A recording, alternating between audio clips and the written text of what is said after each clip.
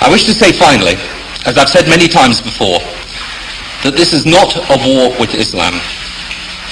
It angers me, as it angers the vast majority of Muslims, to hear bin Laden and his associates described as Islamic terrorists. They are terrorists, pure and simple. Islam is a peaceful and tolerant religion, and the acts of these people are wholly contrary to the teachings of the Quran.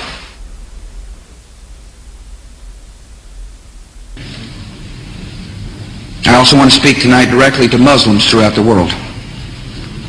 We respect your faith. It's practiced freely by many millions of Americans and by millions more in countries that America counts as friends.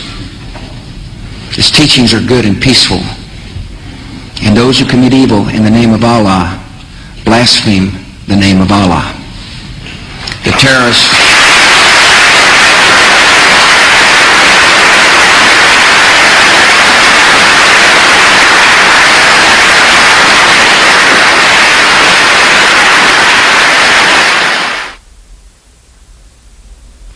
I want you to understand, I want the world to understand that our actions today were not aimed against Islam. The faith of hundreds of millions of good, peace-loving people all around the world, including the United States. No religion condones the murder of innocent men, women, and children. But our actions were aimed at fanatics and killers who wrap murder in the cloak of righteousness, and in so doing, profane the great religion in whose name they claim to act. My name is Ken Bigley from Liverpool in Bolton district. I'm here in Iraq, and I think this is possibly my last chance to speak to somebody who will listen from Liverpool.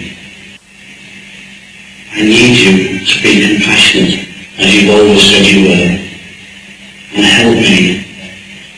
I don't want to die. حتى نرى في طريقة مرتاحة وسنبقى نذبح الكفرة حتى نراك عدت إلى أمك وأبيك أو زوجك وبنيك والله أكبر والعزة لله. الله أكبر.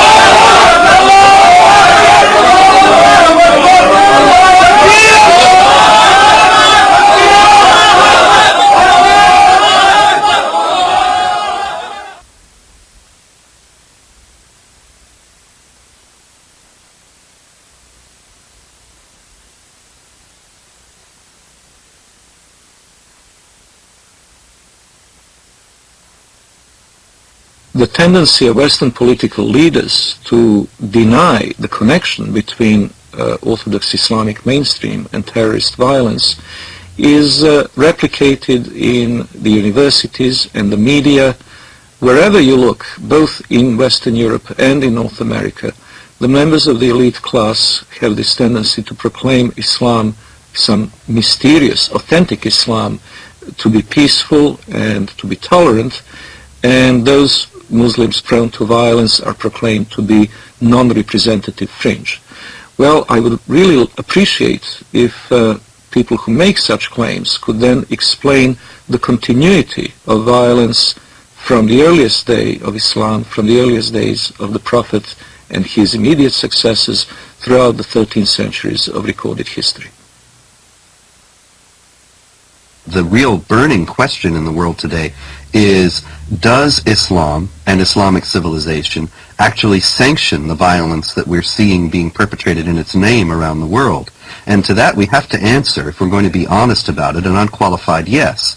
The Islamic sources, the Islamic texts, starting with the Quran, but not limited to the Quran, the Islamic texts including the Hadith, Islamic tradition, Islamic theology, Islamic law, the traditions of the interpretation of the Quran throughout history and Islamic history itself all bear witness to the fact that Islam has a developed doctrine, theology, and law that mandates violence against unbelievers. The origins are, of course, in the Muslim desire to impose all over the world the only religion the only just religion, which is Islam, and the suppression of all other religions in order to establish the rule of Allah over the whole earth. This is a religious duty which binds the whole community, and which the Muslim community is obliged to impose, because they are obliged to obey the order of Allah, and this is the desire of Allah as expressed in the Quranic revelation. I believe that those terrorists that want to do harm to others are applying the true Islam that was practiced by Muhammad and his followers in the early stage of Islam.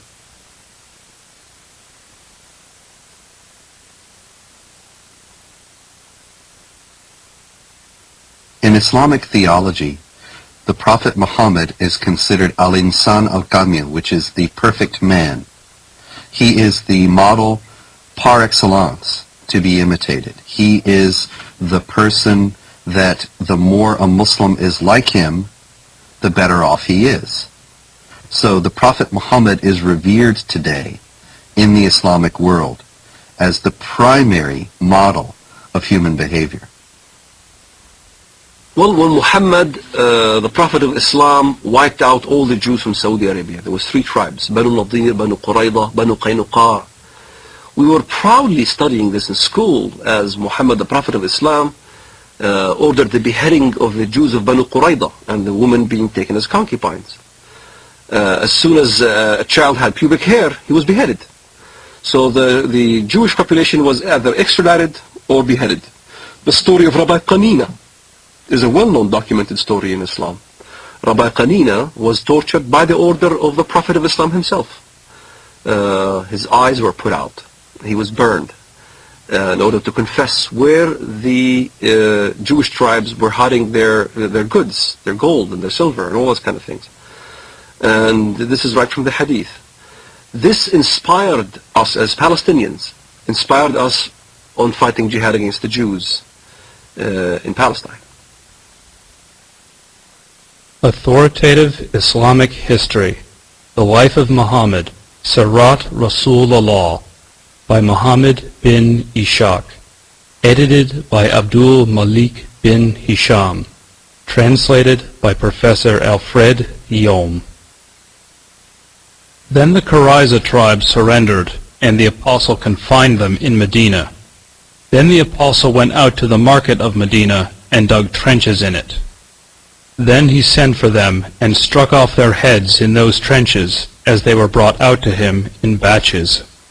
There were 600 or 700 in all, though some put the figure as high as 800 or 900.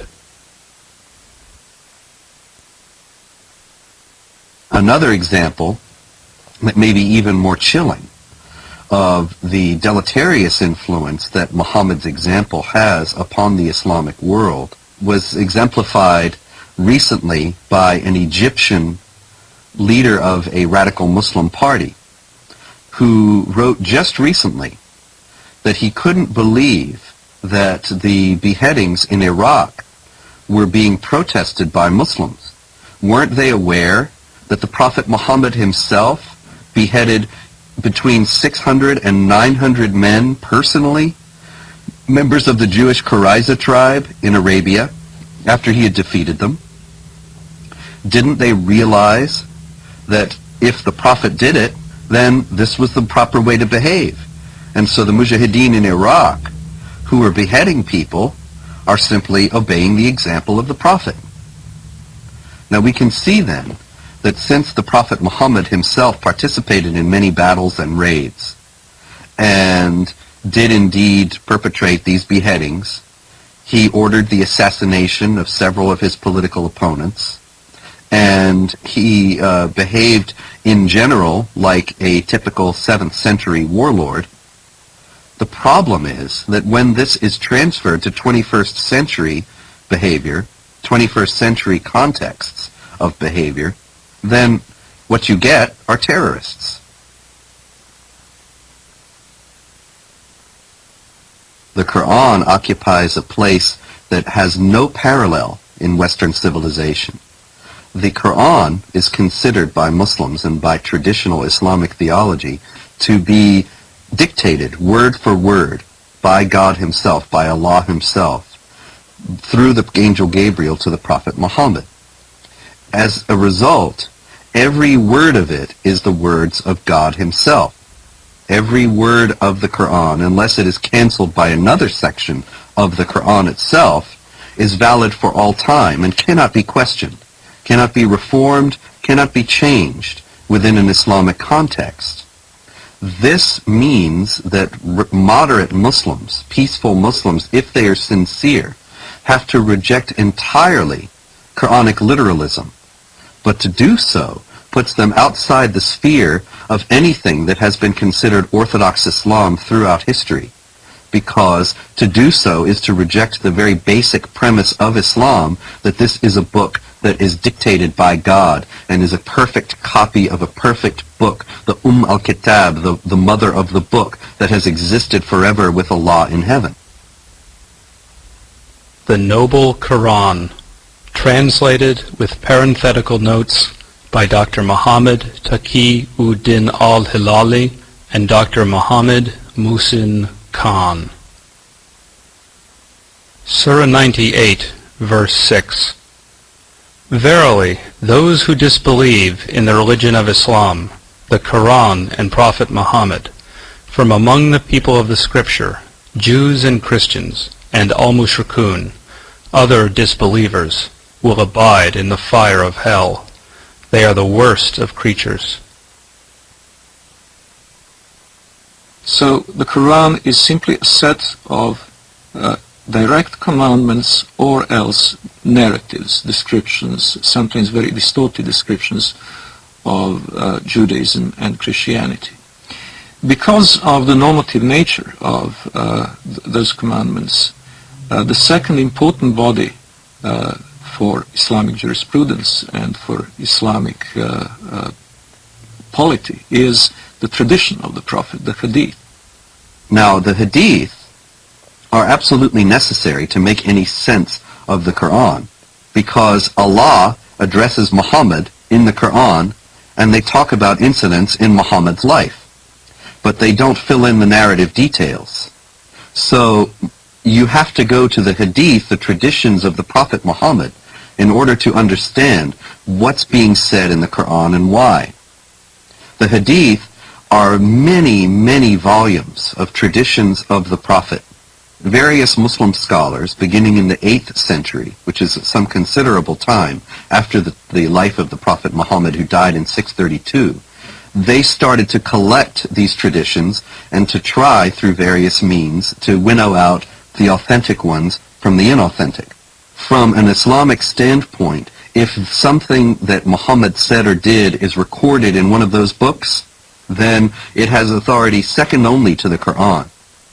And in those books, there is a great deal that illuminates what the Quran says and how it is applicable to Muslims in the present. Authoritative traditions of the Prophet Muhammad, the Hadiths of Sahih al-Bukhari, translated with parenthetical notes by Dr. Muhammad Muhsin Khan. Volume 4, Book 52, Hadith number 53. The Prophet said, "Nobody who dies and finds good from Allah in the hereafter would wish to come back to this world even if he were given the whole world and whatever is in it, except the martyr who, on seeing the superiority of martyrdom, would like to come back to the world and get killed again in Allah's cause." The Prophet said, "A single endeavor of fighting in Allah's cause in the afternoon or in the forenoon is better than all the world and whatever is in it." Since there is no sense of natural morality in Islam, You have to go into either the Quran or the Hadith to find out what is allowed and what is not allowed. And in those books we have very clear instructions from the Prophet Muhammad that it is the responsibility of Muslims to meet the unbelievers on the battlefield, to invite them either to accept Islam or to accept second-class dhimmi status in the Islamic State. And if they refuse both of those, then to wage war against them. Fight against those who believe not in Allah, nor in the last day, nor forbid that which has been forbidden by Allah and His Messenger. And fight against those who acknowledge not the religion of truth, Islam, among the people of the Scripture, Jews and Christians, until they pay the jizya, the poll tax, with willing submission, and feel themselves subdued. The Quran is broken down into two sections. One is called Makkiyah, which means what was inspired to Muhammad, the Prophet of Islam, in Mecca. And one is called Madaniyah, what was inspired to the Prophet of Islam in Medina or Yathrib. In Mecca, you find much of the peaceful verses.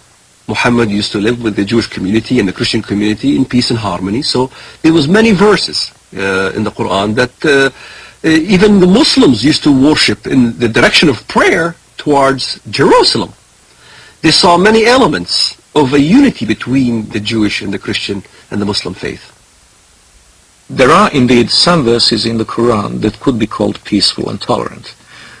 Notably the injunction against compulsion in religion. Those verses almost invariably date back to the beginnings of Muhammad's prophetic career in his native city of Mecca, where he was powerless, where he was only beginning to attract followers. Only few relatives and friends accepted the religion at that time, and he had many foes. So the revelations of that time were very peaceful. Well, it all changes with the establishment of Muhammad's theocratic statelet in the city of Medina. He becomes a warlord, he becomes the head of a totalitarian state, he becomes very rich, very powerful, and very intolerant. And then many of these early verses, in fact, get abrogated.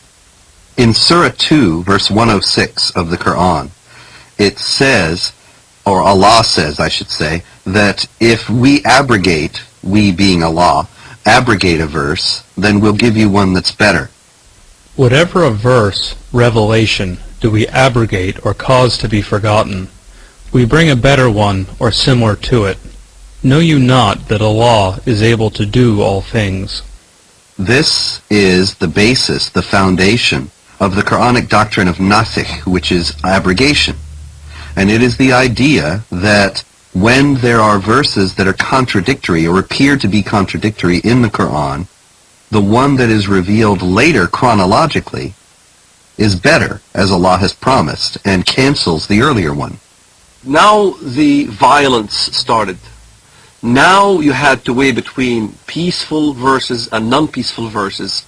So the edict was that these were made null and void. It is indeed a very curious concept for a non-Muslim to accept the notion that God may change his mind about a topic and may issue one injunction in AD 614 and then a very different one in AD 627.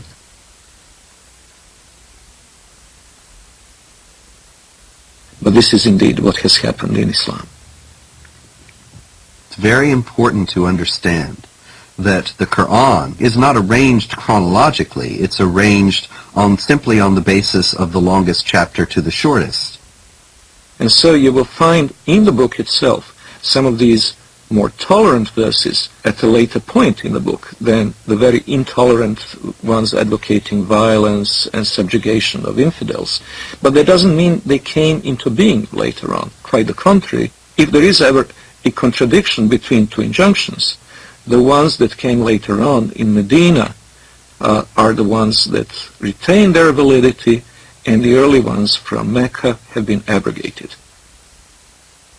The peaceful verses became mansukha, means made null and void, with verses like the verses of the sword. Traditional Islamic theology has it that the 9th chapter of the Quran, Surah 9, is the last revealed in the career of the Prophet. And it is the only one that doesn't begin with Bismillah ar-Rahman ar-Rahim, in the name of Allah, the Compassionate, the Merciful. Some have said that that's because there's no compassion or mercy in this particular chapter, and that it is the Quran's last word on jihad, and in particular on how Muslims should behave toward unbelievers. In it is the celebrated verse of the sword. And what does the verse of the sword say? It's very clear.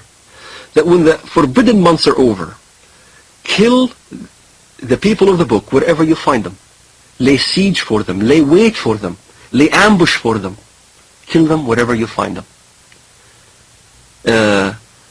In fact, I converted to Christianity. Muhammad clearly stated that in the ends of days there will be many who defect from the faith. Kill them when you see them, wherever you find them. So this is the question that the West needs to understand. What part of kill don't they understand?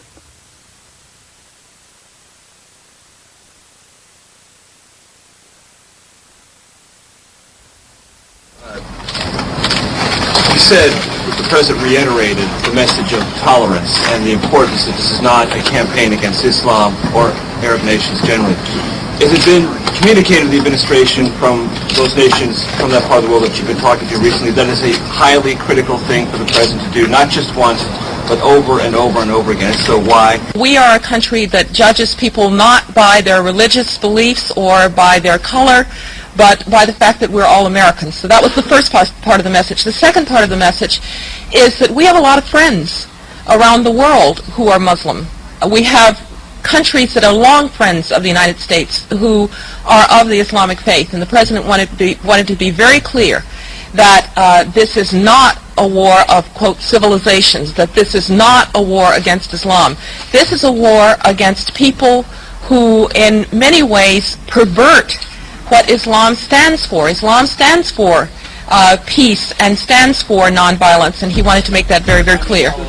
Yeah, sure. Islam and Islamic civilization are unique in their stance toward non-believers, and that Islam is the only religion in the world that has a developed doctrine, theology, and law that mandates violence against unbelievers. That there are peaceful Muslims, there are Muslims around the world who are moderate, who live in harmony with their non-Muslim neighbors and have no intention of ever waging war against them in any way. But the fact is that they have a very slim justification for their own peacefulness within the Islamic sources themselves. And they are only at peace with their neighbors insofar as they are either ignorant of what Islam teaches about how Muslims should behave toward unbelievers, or they have explicitly rejected, consciously rejected, those elements of Islam. There are, in short, peaceful and moderate Muslims, but no peaceful and moderate Islam. The idea that Islam is a religion of peace, however, is paradoxically enough held even by the most violent and radical of Muslims. Sayyid Qutb, the Egyptian Muslim theorist, whose writings are revered by radical Muslims today, by terrorists today, he wrote and insisted that Islam is a religion of peace. When you study his writings, it becomes clear that he meant that Islam is dedicated to establishing the hegemony of Islamic law over the world. When that hegemony is established, peace will reign in the world. Therefore, Islam is a religion of peace. But the problem is the peaceful Muslims don't understand the edicts that comes out of the jurisprudence of Islam. If you look at the interpretation of these verses in Al-Azhar University, in the Islamic Sharia schools in Jerusalem, in Jordan, in Syria, and Damascus, all throughout the Middle East, the jurisprudence of Islam clearly state, emphatically, that the verse of the sword made null and void all the peaceful verses. And what does the verse of the sword say? Then when the sacred months have passed, then kill the mushrikun, unbelievers, wherever you find them, and capture them and besiege them, and prepare for them each and every ambush. But if they repent and perform as-salat, the Islamic prayers, and give zakat, alms, then leave their way free. Verily, Allah is oft forgiving, most merciful. Kill them when you see them, wherever you find them. This is not an allegoric kill. It's a literal kill. It's the killing of Zarqawi, right in front of the camera. It's the lynching that you see in Ramallah. It's the killing of over 1 million Sudanese in Sudan, cutting the hands and the feet from opposite sides. And here's the dilemma. The peaceful verse, even the peaceful verse that is quoted, even by Bush, the verse goes as follows. Whoever kills a life without just cause, or for doing mischief in the land, then as he killed the entire earth. You'll find the same verse in the Judeo-biblical tradition. But most Westerners never skip after that verse, which makes very clear, but as those who do mischief in the land, then cut their hands and their feet from opposite sides and crucify them, literally. And that's what you see, what happened in Afghanistan. That's what you see what happened in Sudan. A huge amount of crucifixions and killings and beheadings and amputations and public assassinations. They really want to revive Islam as it used to be. This is why they call it Islamic fundamentalism. The recompense of those who wage war against Allah and His Messenger and do mischief in the land is only that they shall be killed or crucified, or their hands and their feet be cut off on the opposite sides, or be exiled from the land. That is their disgrace in this world, and a great torment is theirs in the hereafter. The Prophet cut off the hands and feet of the men belonging to the tribe of Arina, and did not cauterize their bleeding limbs till they died.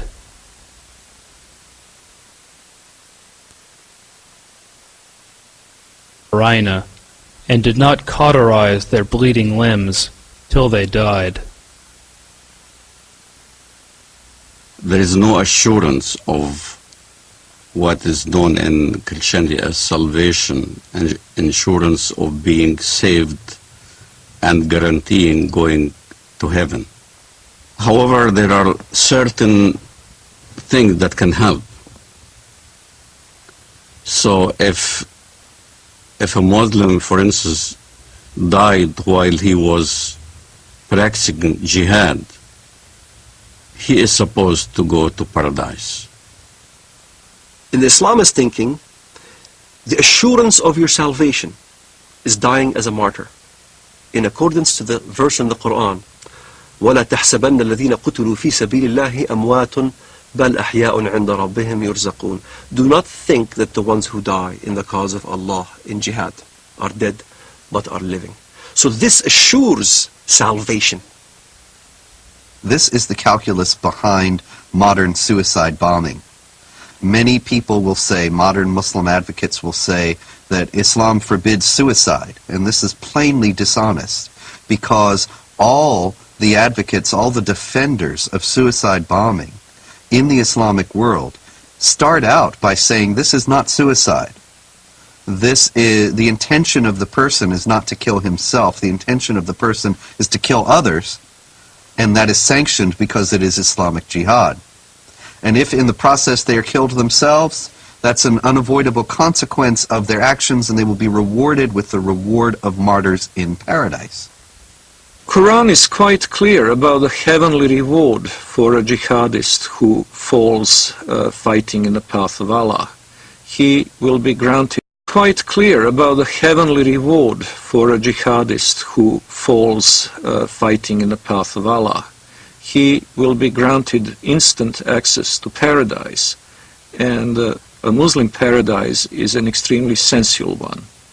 It is full of houris, black-eyed beauties that will await the martyr, and the gratification that follows is eminently unsuitable for family audience.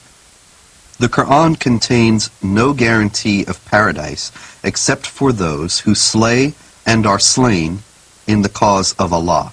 Verily, Allah has purchased of the believers their lives and their properties, for the price that theirs shall be the paradise. They fight in Allah's cause, so they kill others and are killed. Then rejoice in the bargain which you have concluded. That is the supreme success. In other words, the guarantee of paradise is for people who are killed while they are killing, to establish the hegemony of Allah, or Islamic law, in the world. Jihad in Islam can be spiritual or physical. The spiritual jihad is striving to be a better Muslim.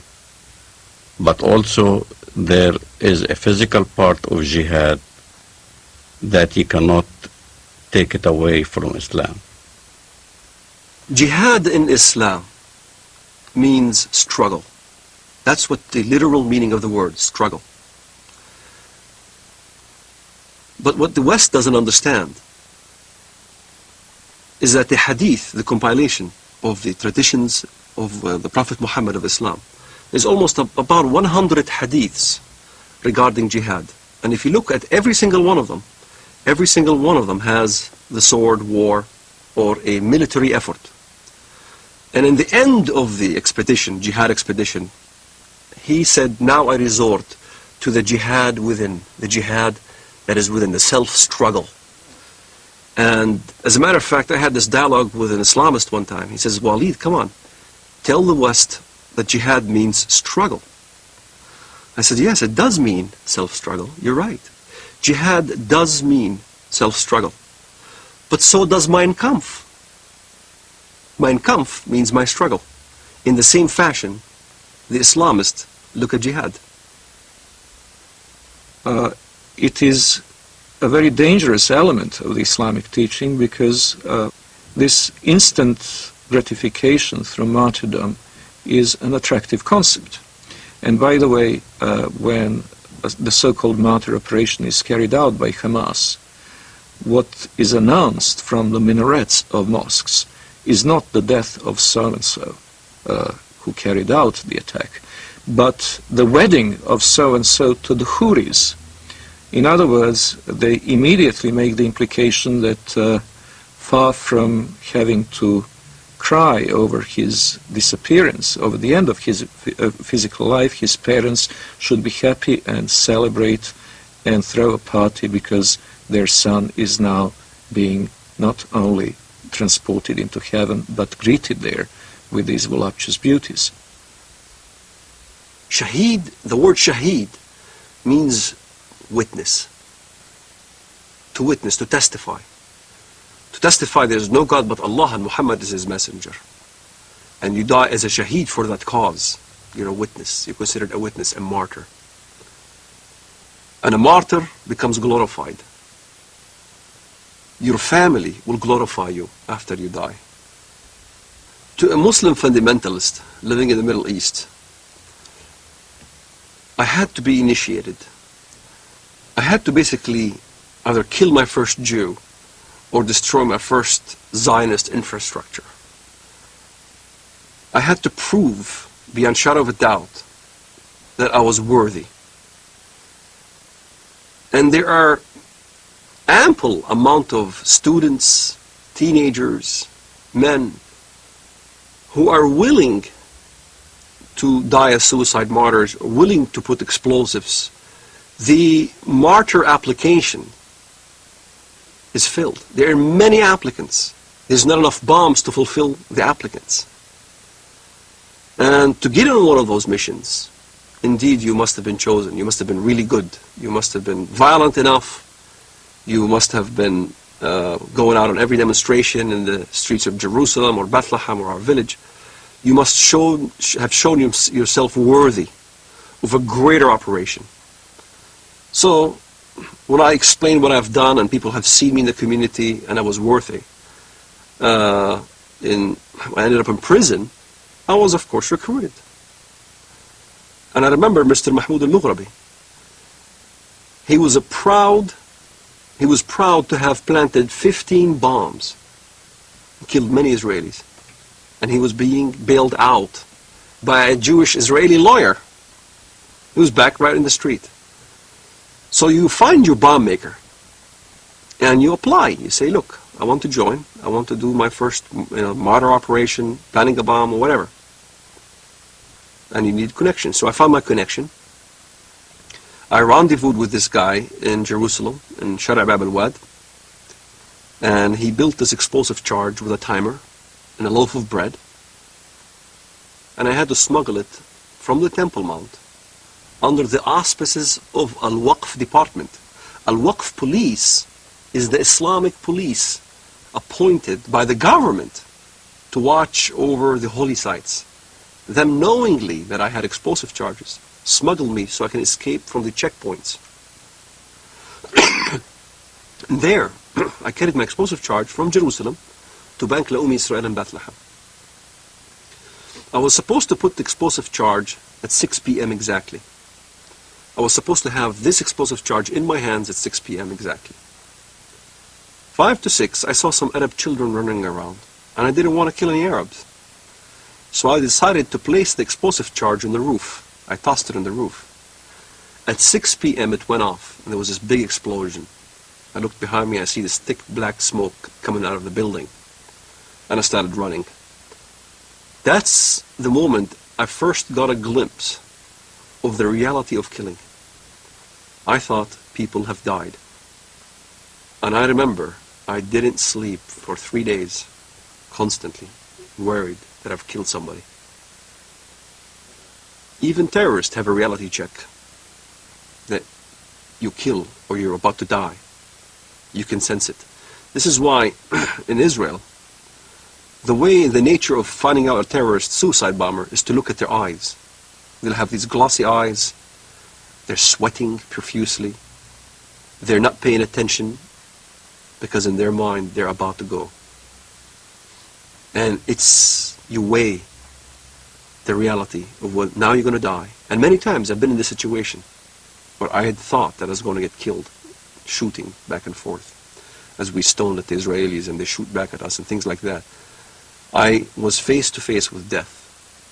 When you think in your mind you're going to die, you struggle between the requirements of your Islamic upbringing and between the reality that you value your life.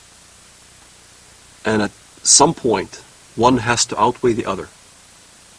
And for a Muslim fundamentalist, we always chose death. We always chose the suicide. My cousin died on his way to Ben Yehuda Street. And he got killed. He died. I had relatives die and fighting the Israelis. And as I look at it now, I think, what a waste. What a waste of life.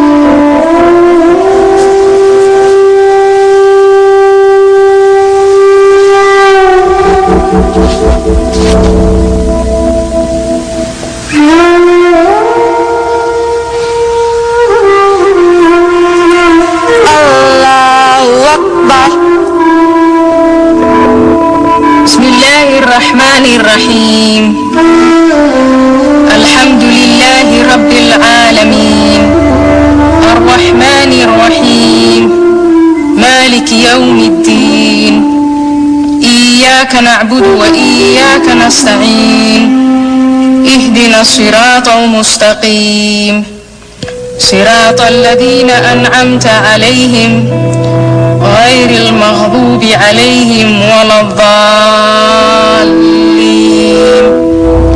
آمين.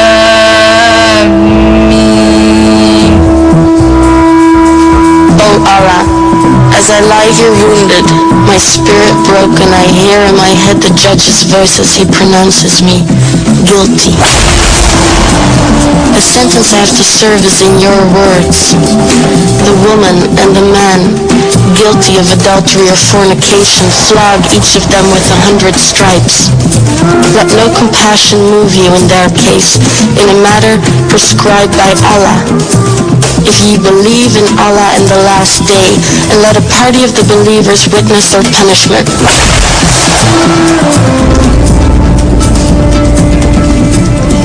2 years ago, on a sunny day, while at the souk, my eyes were caught by those of Ramam, the most handsome man I have ever met. After that day, I couldn't help but notice his presence whenever I went to the marketplace, and I was thrilled when I learned that his appearance at the bazaar was not a coincidence. One day, he suggested we meet in secret, and I said yes. And as the months went by, our relationship deepened. What is more, out of our love, a new life started to grow. Our happiness did not go unnoticed, and before long, envious eyes gave way to malicious tongues. Let's ignore these people, Rahman and I said to each other, and trust in Allah's mercy. Naive, young, and in love perhaps. But we thought your holiness was on our side. Rahman and I shared affection and trust and a deep respect for each other. How could Allah disapprove? Why would he?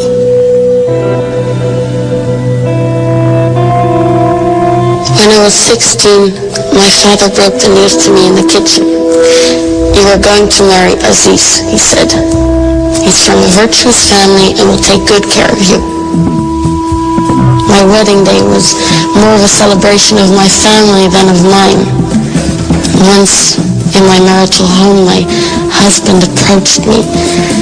Ever since I recoil from his touch. I am repulsed by his smell, even if he has just had a bath. Yet, O Allah, I obey his command sanctioned by your words. And I let him take me because each time I push him away, he quotes you. They ask thee concerning women's courses. Say, they are a hurt and a pollution. So keep away from women in their courses and do not approach them until they are clean. But when they have purified themselves, ye may approach them in any manner, time, or place ordained for you by Allah. For Allah loves those who turn to Him constantly, and He loves those who keep themselves pure and clean.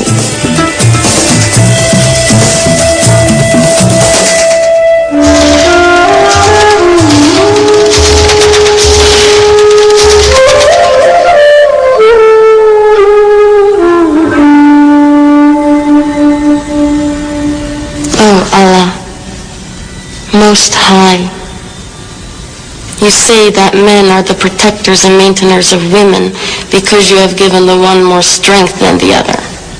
I feel at least once a week the strength of my husband's fist on my face.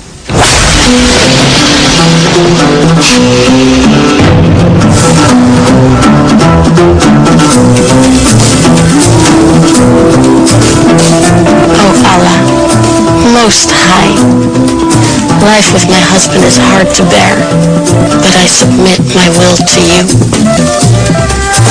My husband supports me from his means, and therefore I am devotedly obedient and guard in my husband's absence what you would have me guard.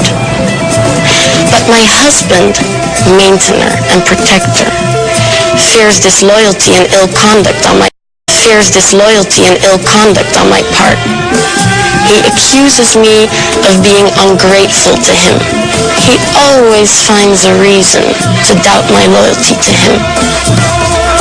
And after a series of threats and warnings, he starts to beat me.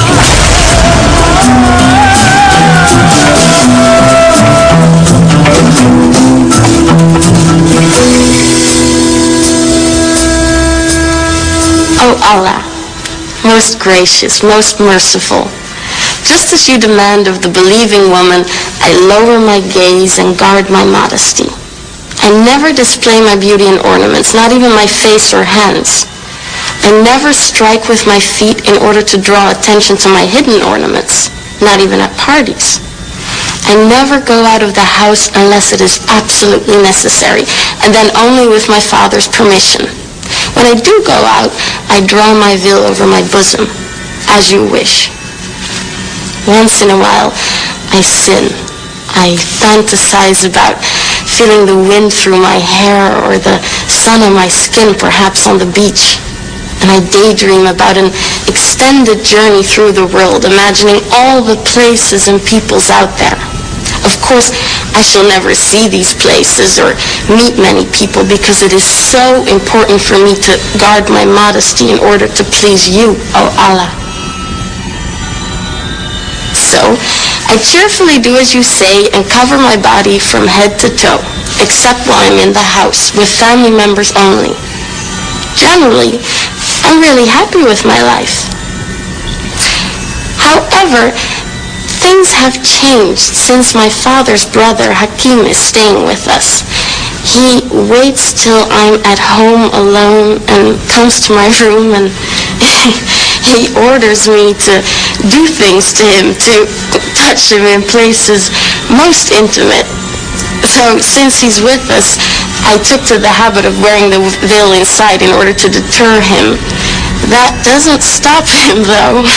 Twice now, he unveiled me, ripped my inner garments and raped me. And when I told my mother, she said she would take it up with my father, but my father ordered her and me not to question his brother's honor. I experience pain each time my uncle comes to see me. I feel caged like an animal waiting for slaughter, and I'm filled with guilt and shame, and I feel abandoned, yet surrounded by family and friends. Oh, Allah. Hakim is gone now that he knows that I'm pregnant.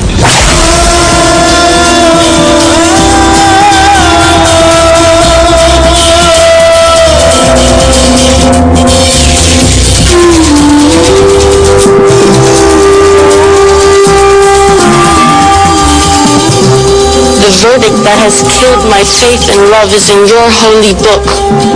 Faith in you, submission to you, feels like self-betrayal. Oh Allah, giver and taker of life, you admonish all who believe to turn towards you in order to attain bliss. I have done nothing my whole life but turn to you.